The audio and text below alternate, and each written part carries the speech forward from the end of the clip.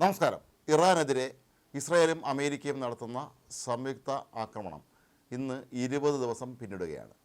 നാളെ 21ാമത്തെ ദിവസത്തിലേക്ക് കടക്കുമ്പോൾ അത് 3 ആഴ്ച പിന്നിട്ടിരിക്കുന്നു എന്നുള്ളത് നമ്മെ സംബന്ധിച്ചിടത്തോളം ഏറെ അത്ഭുതകരമായൊരു കാര്യമാണ്. കാരണം യുദ്ധം ആരംഭിച്ച് ഒരുപക്ഷെ 3-4 ദിവസങ്ങൾക്കുള്ളിൽ തന്നെ ഇറാനെ ഇസ്രായേലും അമേരിക്കയും ചേർന്ന് കീഴടക്കും എന്ന് തന്നെയാണ് നമ്മളെല്ലാവരും കരുതിയിരുന്നത്. പക്ഷേ ഇത്രയും നാൾ ഇറാൻ പിടിച്ചു നിൽക്കുക തന്നെയായിരുന്നു. അമേരിക്കയെ അവരുടെ നഗരങ്ങളിൽ ചെന്ന് ആക്രമിക്കാൻ കഴിയാത്ത ഇറാൻ ചെയ്തത് ഗൾഫ് രാജ്യങ്ങളിലുള്ള അമേരിക്കയുടെ സൈനിക താവളങ്ങൾ ആക്രമിക്കുകയായിരുന്നു. അതിൽ ഇസ്രായേലിലേക്കൊക്കെ തന്നെ അവർ പലതവണ ആക്രമണം നടത്തിയിരുന്നു. ഇതിനു വേണ്ടി ഇറാനിൽ ഇത്രത്തോളം മിസൈലുകളും ഡ്രോണുകളും ഉണ്ടോ എന്നാണ് പലരും സംശയിച്ചിരുന്നത്. എന്നാൽ ഇത് സംബന്ധിച്ച കൂടുതൽ കണക്കുകൾ ഇപ്പോൾ പുറത്തു വരികയാണ്. കഴിഞ്ഞ 20 ദിവസത്തിനുള്ളിൽ ഇസ്രായേൽ ഇറാനിൽ വർഷിച്ചത് ഏതാണ്ട് 12,000-ഓളം ബോംബുകളാണ്. ഇതിൽ 3,500-ലധികം ബോംബുകൾ ടെഹ്റാൻ്റെ പരിസര പ്രദേശങ്ങൾ, അതായത് ഇറാൻ്റെ തലസ്ഥാന നഗരത്തിന് ചുറ്റുമായിരുന്നു അവർ വർഷിച്ചത്. ഇതുകൊണ്ട് ഇറാന് വലിയ തോതിലുള്ള നാശനഷ്ടങ്ങൾ ഉണ്ടായി എന്നുള്ള കാര്യം ഉറപ്പാണ്.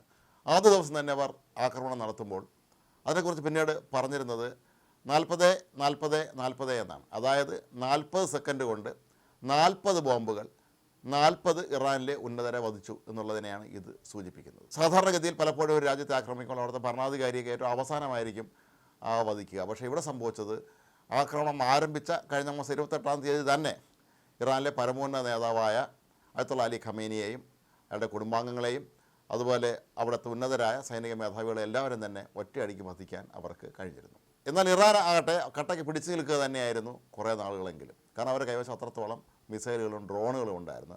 ഡ്രോണിൻ്റെ നിർമ്മാണ ചെലവ് $30,000 എങ്കിൽ ഇത് തകർക്കാൻ ഏതാണ്ട് $40 ലക്ഷം ചിലവാക്കേണ്ടി വരും. ഇസ്രായേലിനും അമേരിക്കയ്ക്കുമെല്ലാം അവരുടെ മിസൈൽ പ്രതിരോധ സംവിധാനം പ്രവർത്തിപ്പിക്കുന്നതിനായി. പക്ഷേ ഇപ്പോൾ ഏറ്റവും ഒടുവിലായി പുറത്തു വരുന്ന വാർത്ത ഇറാനെ സംബന്ധിച്ചിടത്തോളം നിരാശാജനകമായൊരവസ്ഥയാണ് അവർക്കിപ്പോഴുള്ളത് എന്നാണ്. കാരണം അവരുടെ മിസൈൽ ശേഖരവും അതുപോലെ ഡ്രോൺ ശേഖരവും എല്ലാം തന്നെ അവസാനിക്കുകയാണ്. ഇനി വളരെ കുറച്ച് ഡ്രോണുകളും മിസൈലുകളും മാത്രമേ അവരുടെ കൈവശമുള്ളൂ എന്നാണ് പറയപ്പെടുന്നത്. ഇറാൻ്റെ കൈവശം ഏതാണ്ട് 500-ഓളം മിസൈൽ ലോഞ്ചറുകൾ ഉണ്ടായിരുന്നത് ഇന്ന് 100-ൽ ചില്ലുവാനുമായി കുറഞ്ഞിരിക്കുന്നു.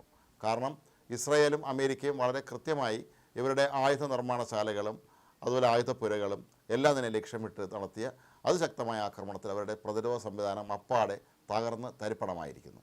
കൂടാതെ ഇറാൻ്റെ ഏറ്റവും പ്രധാനപ്പെട്ട സൈനിക മേധാവികളെയും ഉന്നത പദവി വഹിക്കുന്നവരെയൊക്കെ തന്നെ അവർ വധിച്ചു കഴിഞ്ഞിരിക്കുന്നു. അയത്തുള്ള അലി ഖമേനി കൊല്ലപ്പെട്ടതിന് ശേഷം അദ്ദേഹത്തിൻ്റെ പിൻഗാമി അദ്ദേഹത്തിൻ്റെ മകൻ മുസ്തഫ ഖമേനിയെയാണ് അവിടുത്തെ ഉന്നതാധികാര സമിതി നിയോഗിച്ചതെങ്കിൽ അദ്ദേഹം ഇപ്പോഴും കോമാ സ്റ്റേജിലാണെന്നാണ് പറയപ്പെടുന്നത്. അതീവ ഗുരുതരമായ പരിക്കേറ്റ് ബോധമില്ലാതെ കഴിയുകയാണ് റഷ്യയിലെ ഏതോ സ്വകാര്യ ആശുപത്രിയിൽ.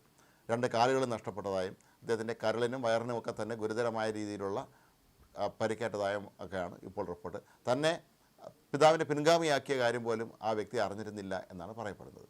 ഇറാനിൽ അയത്തുള്ള അലി ഖമേനി കഴിഞ്ഞാൽ ഏറ്റവും ശക്തനായ നേതാവായിരുന്നു അലി ലാരിജാനി, ഇറാനിലെ ദേശീയ സുരക്ഷാ മേധാവി. അദ്ദേഹത്തെയും ഇസ്രായേൽ വധിച്ചു കഴിഞ്ഞിരിക്കുന്നു.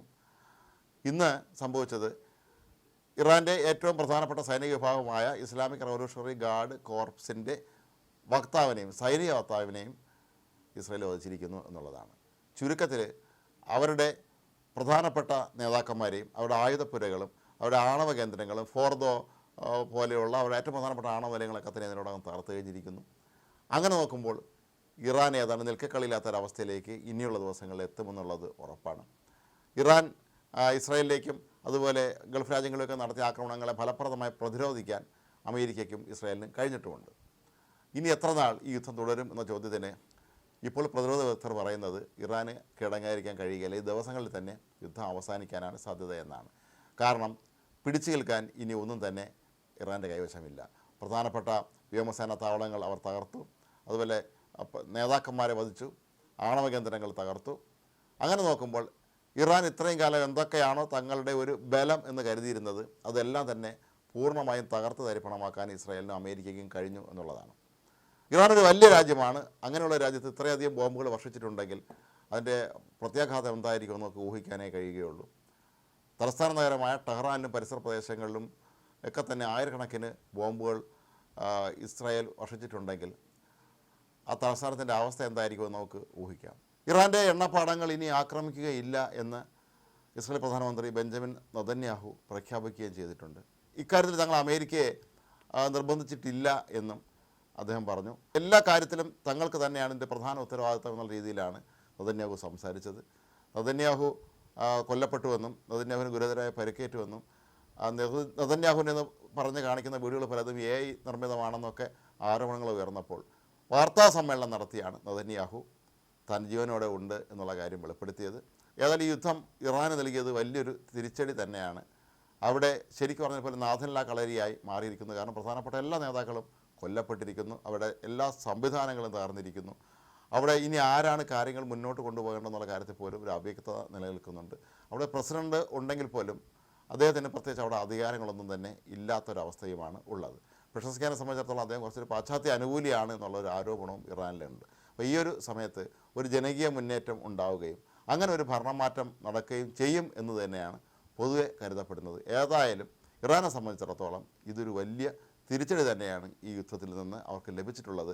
പക്ഷേ ഇത്രയും നാൾ പിടിച്ചു നിൽക്കാൻ കഴിഞ്ഞു എന്നുള്ളത് ഒരു പ്രധാന നേട്ടമായി കണക്കാക്കാം. എങ്കിലും ഇനിയും ഈ യുദ്ധം നീണ്ടുപോയാൽ അത് ഇറാൻ എന്ന രാജ്യത്തിൻ്റെ തന്നെ സർവനാശത്തിനായിരിക്കും വഴിവെക്കുക.